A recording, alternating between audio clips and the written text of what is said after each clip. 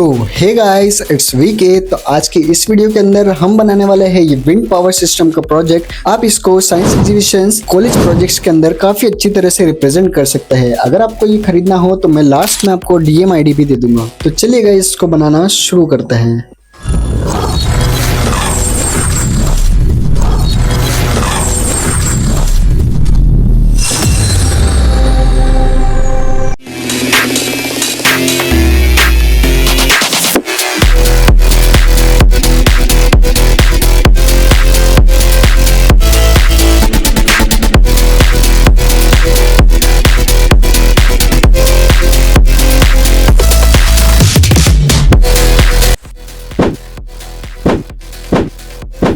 मैं यहाँ पे एक N20 गियर मोटर का यूज़ करूँगा। तो इसके हिसाब से मैंने यहाँ पे एक केस भी डेवलप कर लिया है, जिसकी मदद से ये मोटर इसके अंदर आसानी से फिट हो सकती है। तो इसके लिए मैंने इसके पाइप के अंदर से यहाँ से वायर निकाल लिए है, तो हम यहाँ से स्टेशन से इसको पावर दे पाएंगे।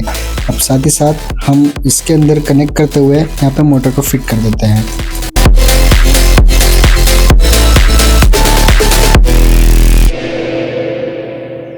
और सोल्डरिंग करने के बाद मैं इसको ऐसे कैसे लाके इसके ऊपर फिट कर दूंगा। और अब मैं इसके ऊपर इसके कवर को अटैच कर दूंगा। अब हम इसके रोटर हब के अंदर एक एक करके विंग्स को कनेक्ट करेंगे।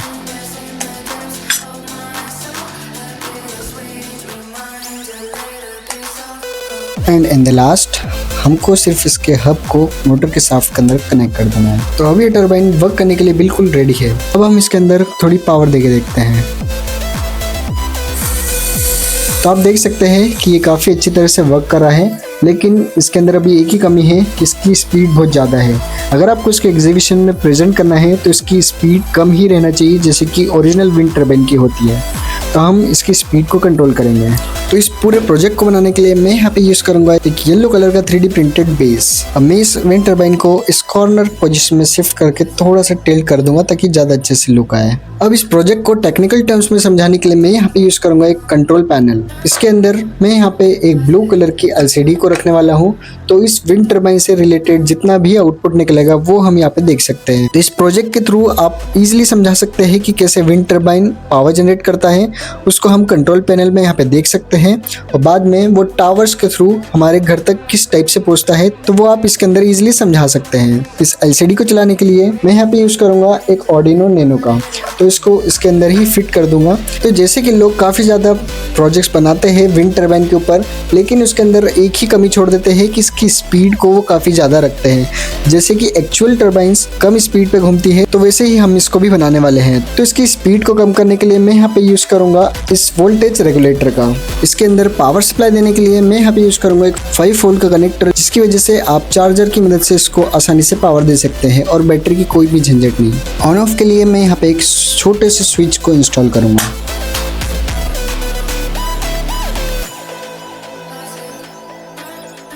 तो इस LCD के कनेक्शन काफ़ी ज़्यादा इजी है। इसके अंदर Arduino Nano के मैं कोई भी डिजिटल पिन को यूज़ नहीं कर रहा हूँ, मैं सिर्फ एनालॉग पिन्स को यूज़ करूँगा, जिसके अंदर SCL को A4 पिन में और जो इसका SDA है उसको A5 पिन में। तो कोड ऑटोमेटिक रीडिंग्स जनरेट करेगा और इस LCD के ऊपर शो करता जाएगा। तो अब चलिए कनेक्शंस को करते हैं।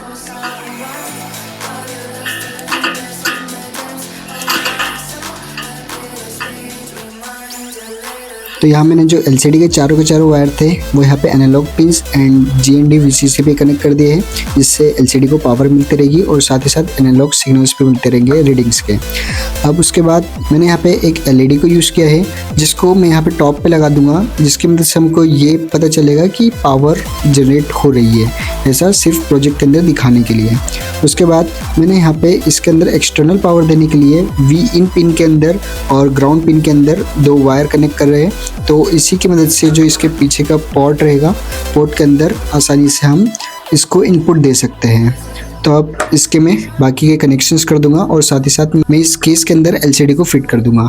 तो अब जैसे कि मुझे इस विंड टर्बाइन के RPM को कंट्रोल करना है और कम करना है, इसलिए मैं ये वोल्टेज रेगुलेटर सर्किट यूज़ कर रहा था। तो इसके अंदर मैं इसके कनेक्शंस कर दूंगा मोटर के। तो अब मैं इसके मोटर के कनेक्शंस कर दूंगा।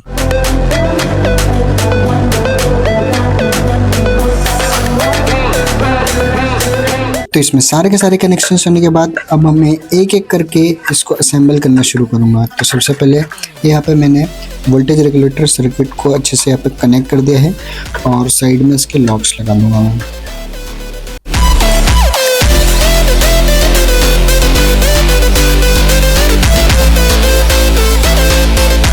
मैं कुछ स्टेप्स यहाँ पे एलईडी को फिक्स कर दूंगा। तो यहाँ पे मैंने इस एलसीडी को फिक्स कर दिया है और अब ये कहीं नहीं जाने वाली। तो गाइस अब हमारे सारे के सारे इसके कनेक्शंस हो चुके हैं। अब देख रहे होंगे कि यहाँ पे मैंने 2 वायर्स को निकाल रखा है। तो जैसे कि हमको इस प्रोजेक्ट में रिप्रेजेंट करना है कि विंड टर्बाइन पावर जनरेट करेगा, उसके बाद कंट्रोलर के अंदर हमको एलसीडी के अंदर इसका जितना पावर निकल रहा है वो दिख जाएगा। साथ ही साथ ये एलईडी इंडिकेट भी करती रहेगी कि पावर जनरेट हो रहा है।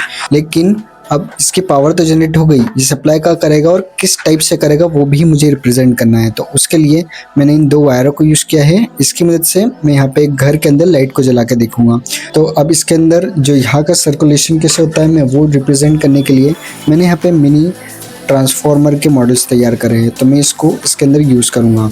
तो यहाँ पे क्या होता है कि इसको ज़्यादा लंबी डिस्टेंस के अंदर ट्रैवल कराने के लिए यहाँ पे हम इसका जो है वोल्टेज बढ़ा देते हैं। तो उसके लिए हम स्टेप अप ट्रांसफार्मर यूज़ करते हैं। उसको कैसे रिप्रेजेंट करूँगा कि 3 वायर के अंदर इनपुट देंगे हम, मीन्स ये वाले 2 वायर, और उसी के अंदर जो बड़े वाले ये लंबे वाले पॉइंट्स दिख रहे हैं इसको मैं टावर के साथ कनेक्ट कर दूंगा और टावर के थ्रू हम इस तरफ इलेक्ट्रिसिटी को फ्लो कराएंगे। बाद में स्टेप डाउन ट्रांसफार्मर का यूज़ करके हम उसके वोल्टेज को कम कर देंगे और साथ ही साथ उसको हर जगह सप्लाई कर देते हैं। तो कुछ इस टाइप से ये प्रोजेक्ट काफ़ी आसानी से विंड पावर प्लांट सिस्टम को समझा सकता है। तो अब मैं इसको एक एक करके असेंबल करना शुरू करता हूँ।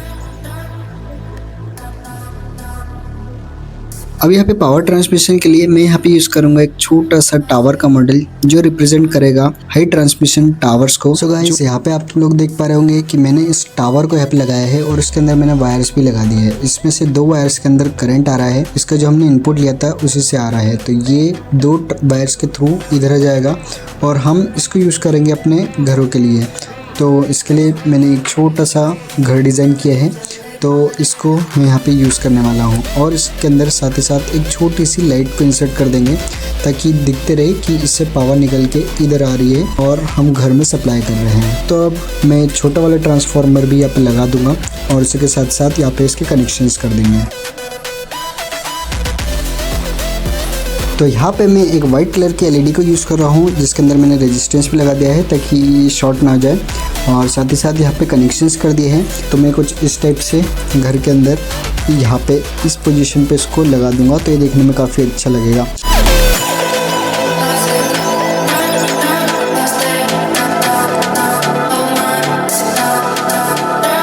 तो यहाँ पे हमारा प्रोजेक्ट बिल्कुल तैयार है वर्क करने के लिए। अब सीधे हमको यहाँ पे इसके अंदर पावर इनपुट देना है जो कि मैं यूएसबी केबल के थ्रू दूंगा।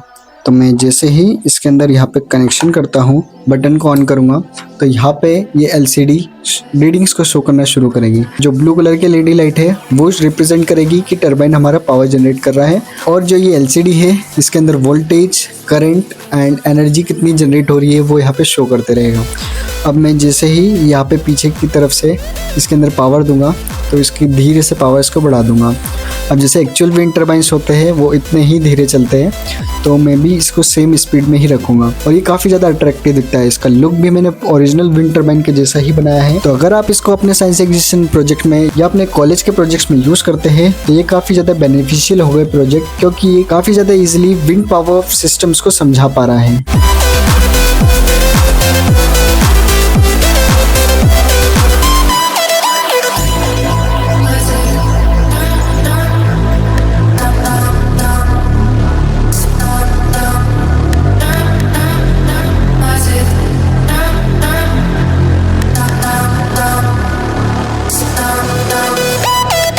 तो कुछ इस टाइप से ये प्रोजेक्ट बना है। मैं आपको इसका शॉर्ट वर्किंग बता देता हूँ इस प्रोजेक्ट का कि ये प्रोजेक्ट कैसे काम कर रहा है और आपको साइंस एग्जीबिशन या फिर अपने इंजीनियरिंग प्रोजेक्ट्स के अंदर इसको कैसे रिप्रेजेंट करना है। जो विंग्स रहेगी वो विंड एनर्जी को मैकेनिकल एनर्जी में कन्वर्ट करेगी और फिर ये जाके हमारे गियर्स के अंदर जाके हमारा जो डायनेमो होता है उसके अंदर कनेक्ट होगा।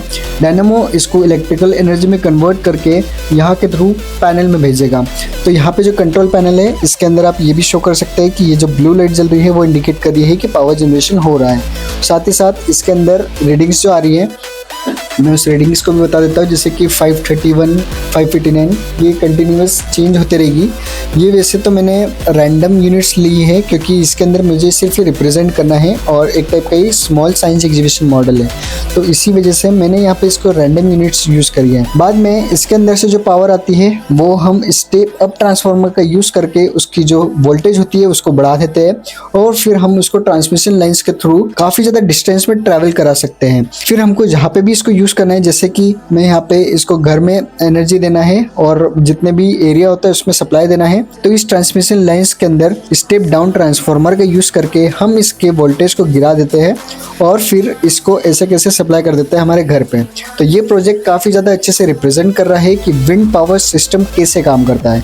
अगर आपको ये वीडियो अच्छी लगी हो तो वीडियो को लाइक कर लेना और हमारे इस चैनल को सब्सक्राइब करना मत भूलना। अगर आपको ये प्रोजेक्ट खरीदना हो तो मेरे दी गई इंस्टा आईडी पे कांटेक्ट करें।